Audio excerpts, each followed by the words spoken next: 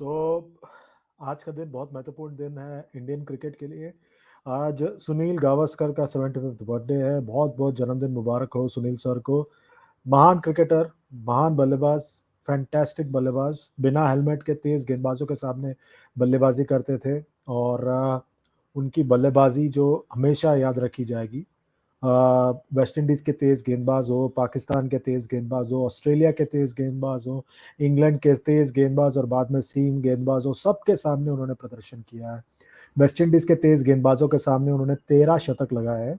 बेहतरीन बल्लेबाज, as a captain, shrewd tactician, shrewd tactician, fantastic captain also. वो जानते थे उनके पास गेंदबाजी आक्रमण नहीं है, तो वो समझदारी से कप्तानी करते थे। टेस्ट मैच में काफ़ी बार ड्रॉ खेले जाते थे क्योंकि उनके पास कपिल देव के अलावा कोई कप्तान नहीं था उनके लेटर हाफ में। और बाद में थोड़ी बहुत वो शिवरामा कृष्णन के आने से थोड़ा फर्क पड़ा और कुछ हद तक मनिंदर सिंह और उसके बाद उसके पहले बीच में दिलीप दोषी।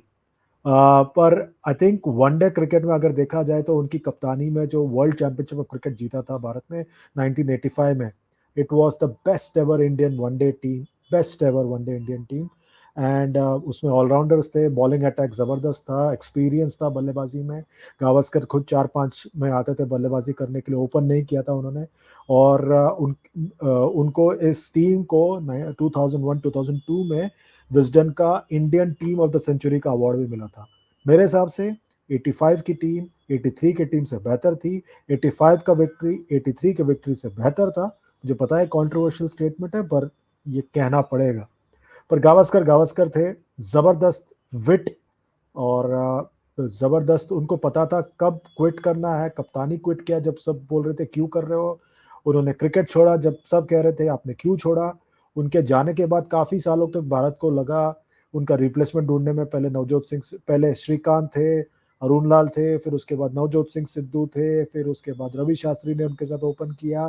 फिर उसके बाद काफी सालों बाद जब वीरेंद्र सहवाग आए तब जाके लोगों को लगा कि अब उनका एक उत्तराधिकारी आया है। पर वीरू का जो स्टाइल है वो गावस्कर साहब के स्टाइल से बिल्कुल अलग था।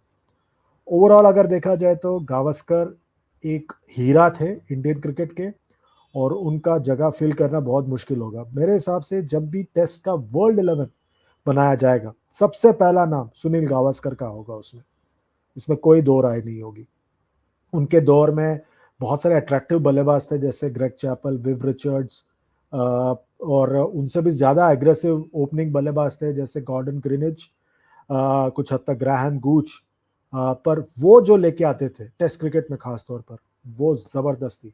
तेज गेंदबाजों को खेलना, अपना वक्त लेके खेलना, टेक्निक, पावर्स ऑफ कंसंट्रेशन, ज़बरदस्त। उनके जैसा कोई नहीं आया आज तक।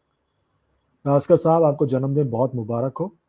और क्रिकेट की और खबरें भी है आज, जैसे गौतम गंभीर की अपॉइंटमेंट के बारे में तो आपको पता ही है, पर कहते हैं कि बॉलिंग कोच के लिए बालाजी, विनय कुमार और जहीर खान का नाम चल रहा है। कुछ दिनों में वो भी तय हो जाएगा। उसके अलावा जो है ये भी कहा जा रहा है कि फील्डिंग कोच में दिलीप ही होंगे और असिस्टेंट कोच के तौर पर अभिषेक नायर आ सकते हैं।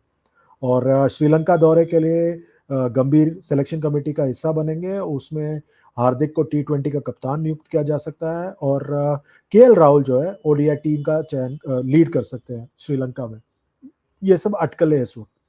और आखिरी खबर बता दें कि राहुल द्रविड़ को जो 5 करोड़ रुपया इंसेंटिव के तौर पर मिलने वाला था, वो उसमें से उन्होंने बीसीसीआई से कहा देखिए भाई, मुझे भी उतना ही मिलना चाहिए जितने मेरे बाकी कोचेस को मिल रहा है। तो अगर उनको 2.5 करोड़ मिल रहा है तो मुझे भी 2.5 करोड़ ही मिलने चाहिए।